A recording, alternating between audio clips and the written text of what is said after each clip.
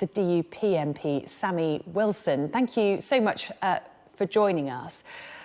Just your reaction to this news broken by Sky News last night, that King Charles was being lined up to have a meeting with Ursula von der Leyen today that is no longer taking place, but certainly a very interesting development that Number 10 was in talks with King Charles about having some involvement in this new deal with the EU. Your reaction to that? Well, we were totally amazed. First of all, we thought this couldn't possibly be right. And then as it appeared that, yes, this was actually planned, we concluded that not only is the Prime Minister naive, if that's what he was planning to do, but this is a cynical use or abuse of the King. He knows full well that amongst our supporters in Northern Ireland, there is a great regard and a great respect for the King, as there was for the late Queen. He knows that the King's intervention would be seen by many of our supporters as an endorsement of the deal.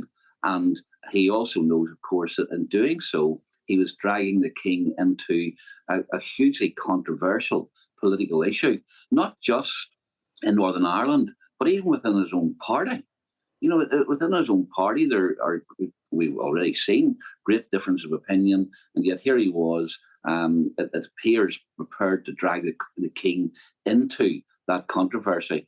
The only conclusion we can come to is that he knows that in these negotiations he hasn't achieved the objectives he set out for himself and his own party, nor has he achieved the promises that he had made to ourselves, and was now trying to get the King to try and pull the thing over the line for him. There's no suggestion that King Charles would have taken part in any ceremonial role. But certainly, what does it tell you about the potential relationship between Number 10 and Buckingham Palace, that this was being mooted as an idea? Well, I don't know if it was just naivety or desperation.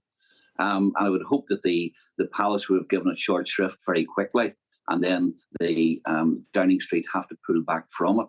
But, you know, the King knows, and in fact he made it quite clear that he would withdraw from some of the things which he had been involved in whilst Prince of Wales, because he knew that there had to be absolute political neutrality in the position of the monarchy.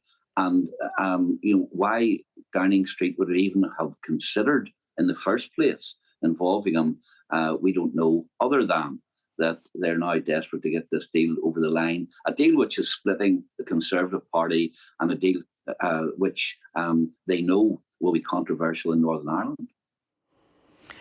Now, certainly there's a three-line whip for Tory MPs to attend the Commons on Monday. It is highly anticipated there'll be some sort of announcement over this new Brexit deal. Has the DUP been consulted over any potential new deal?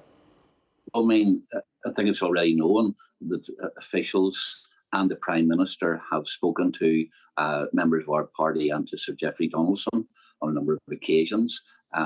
We have seen all of the information which has been in the press, and a lot of it has been leaked anyhow, or has been discovered even by your own programme. So we have some idea of what's in the deal. But the one thing we do know, because there's been no indication at all that the Prime Minister and the EU ever got round to addressing the democratic deficit, which the protocol causes in Northern Ireland, namely that EU law is imposed on us without any say by politicians and by the Assembly in Northern Ireland.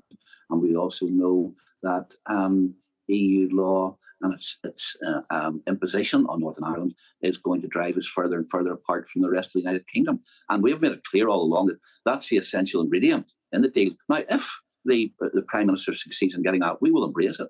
But if he hasn't succeeded in achieving that aim, then as part of the United Kingdom, we cannot accept it, because we expect that British law should apply in Northern Ireland, because we're part of the United Kingdom, not Brussels law imposed on us, and with all the disastrous effects that has. There does, of course, have to be some sort of compromise in any negotiation. What are the chances of the DUP agreeing to this new deal? Briefly, please. Well, I mean, the one thing that a Conservative and Unionist Prime Minister cannot compromise on is the Northern Ireland remaining part of the United Kingdom. No Unionist Prime Minister can ever agree to the splitting up of the United Kingdom. And essentially, the protocol does that as it exists at the moment, because it makes us subject to foreign law and a foreign court rather than be part of British law and British courts. OK, Sammy Wilson, we appreciate your time today. Thanks so much for joining us.